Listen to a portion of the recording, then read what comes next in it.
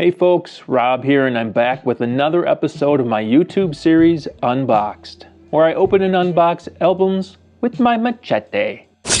In this episode, I'm opening and unboxing the sophomore release by La Coka Nostra, 2012's Masters of the Dark Arts.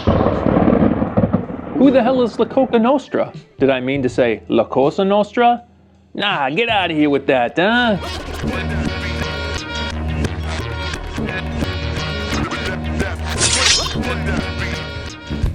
Welcome to Unboxed. If you like music-related content, getting a bit more in-depth, and talking about various music-related projects, then you're going to want to subscribe to this channel if you haven't already. Hit the bell for notifications and leave a comment. Look, this is just a wide range of topics of music that I like, and maybe you do too. Maybe there's something in here for you. And that's what I do, is I give this to you. But I do appreciate any feedback, and I hope you take something away from my content here. So like I said, you might be watching this video being familiar with La Coka Nostra, or maybe not. But what's it to you, huh? Had to do it again, sorry. But La Coka Nostra is a variation and nod to La Cosa Nostra, which is Italian for our thing, or this thing of ours, referring to the American mafia. La Coka Nostra adding their own little twist on there with a bit of cocaine reference in coca. Now the cocaine La Coka Nostra is referring to isn't the cocaine that you and I know and love. Cocaine? Said goddamn! But rather, they're referring to music, the music that they make as cocaine. It's called cocaine, and you don't want no part of this shit. So, La Coka Nostra themselves are an underground rap supergroup. The original lineup consisted of Everlast and Danny Boy, with the producer DJ Lethal, basically House of Pain, plus Ill Bill of Brooklyn, nonfiction fame, and Slain of Boston. So basically a mashup of like House of Pain, partially nonfiction with Ill Bill, and the addition of Slain.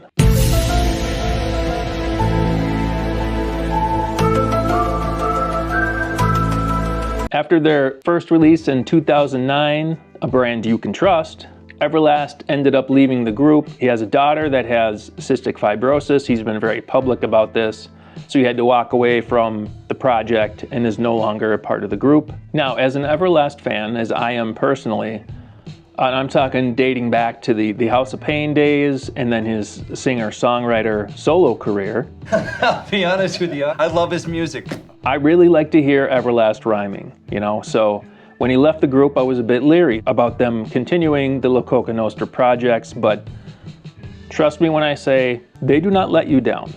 I guarantee it. Because each of the MCs involved here are some of the best to ever do it. And if you're not necessarily a hip-hop fan, I understand, you're just taking me at my word, and it's an acquired taste, I get that. But this is evident and continues right here on Masters of the Dark Arts.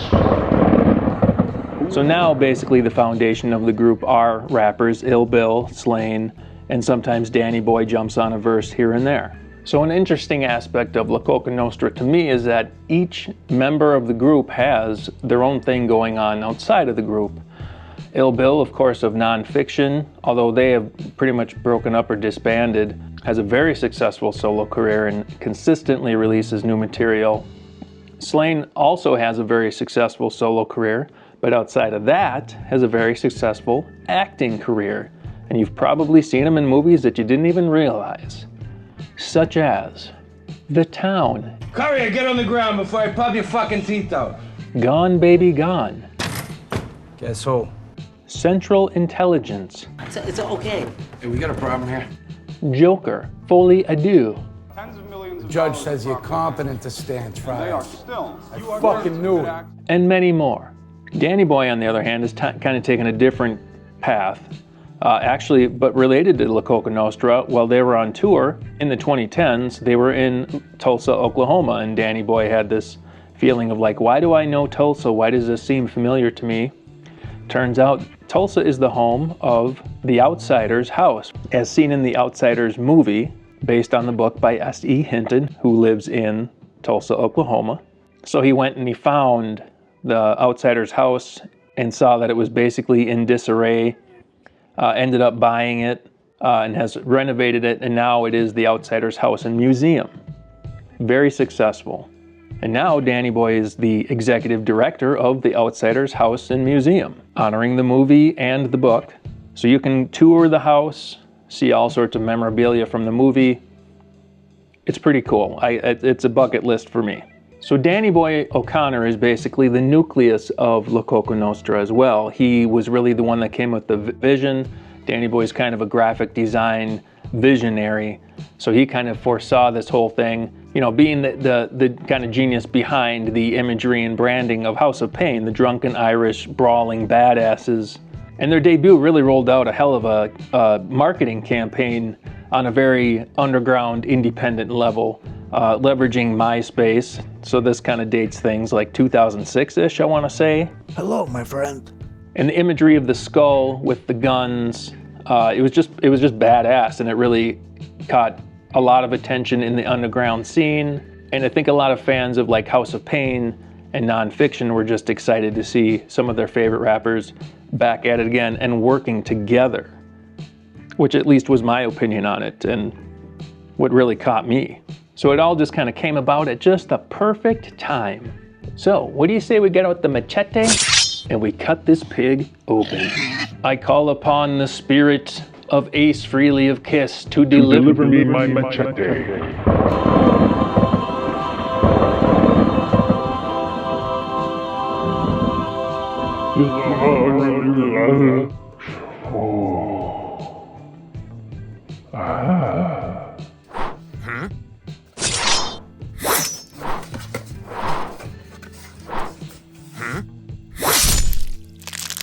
All right, so this is what I believe is the 4th pressing of this album, released on Fat Beats Records. This one's limited to 500 copies, so I'm pretty lucky to get a copy of this. Let's take a look. It's two vinyl, 2 LP.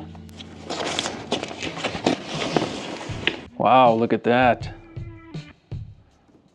That's pretty cool.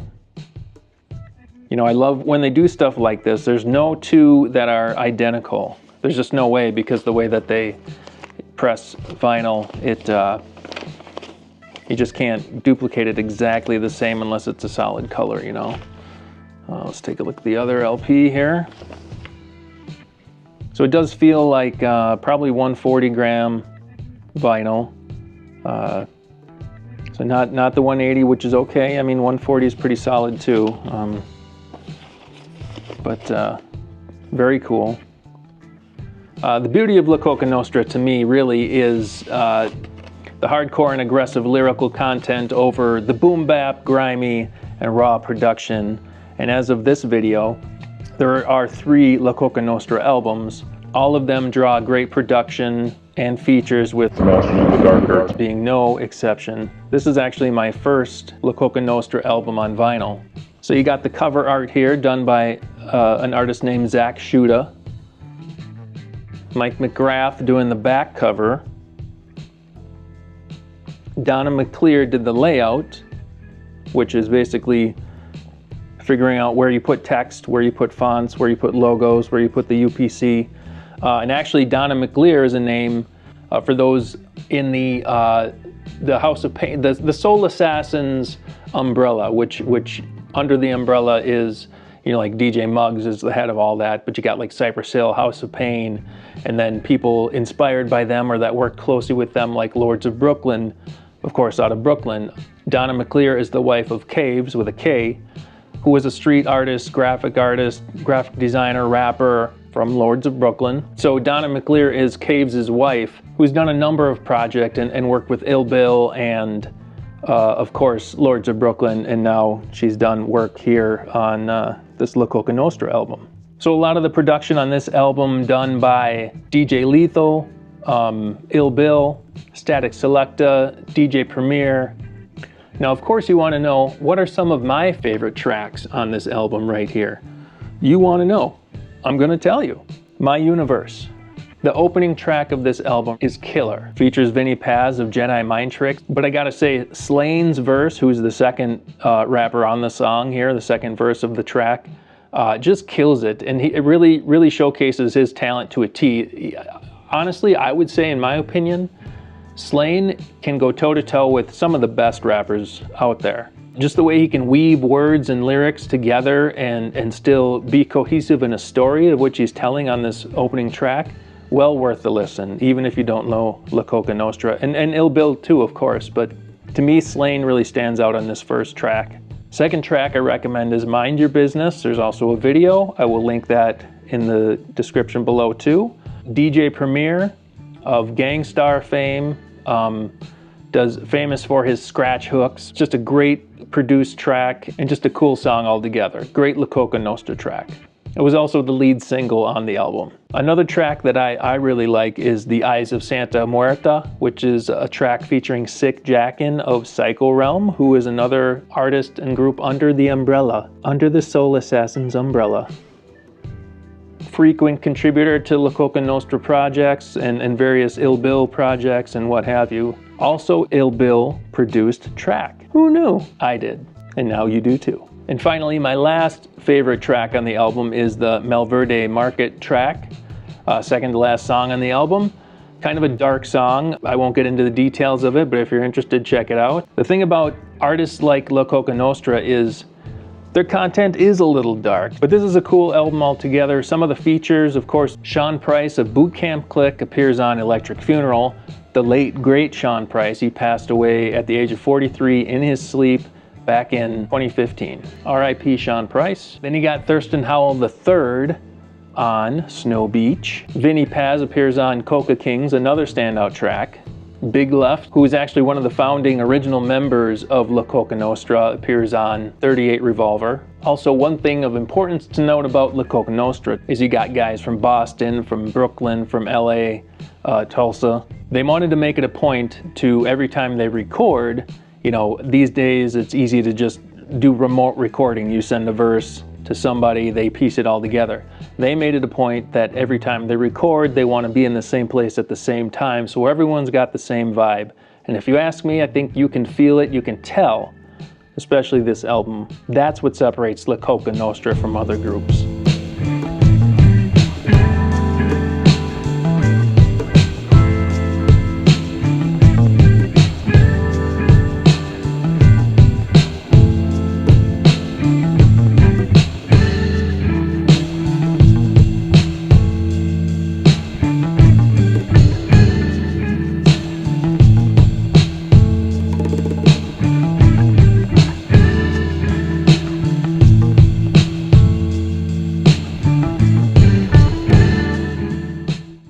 In closing, Masters of the Hogwarts is a solid album. It's just not as good as their debut album, which is a lot of fans, I think, really wanted kind of a continuation of that. And it is an evolution of that. Don't get me wrong. It is a good album. I would give it 3.5 machetes out of 5. Maybe even 4 out of 5 machetes. If with the production, because the production's really good. The problem I see on this one is, now I'm pretty biased because I'm a big DJ Lethal fan. Lethal produced some of the biggest tracks on the first album. He had a really big hand in it. But on this one, I think he only did like 4 tracks, and they're not my favorite tracks, unfortunately. And I don't know if that's Lethal's fault. It's nobody's fault. I'm not blaming anybody here. But in the end, Ill Bill and Slain can really carry the group, and I like that they're still continuing to do that. And as far as I know, there's a new album in the works. You can get this album at Fat Beats Records, that's where I got it, but it is limited to 500 copies, so I don't know if there's going to be more or if it's sold out at this point. Thank you for checking out the video. Be sure to like, comment, subscribe, hit the little bell for notifications, and I will see you in the next video.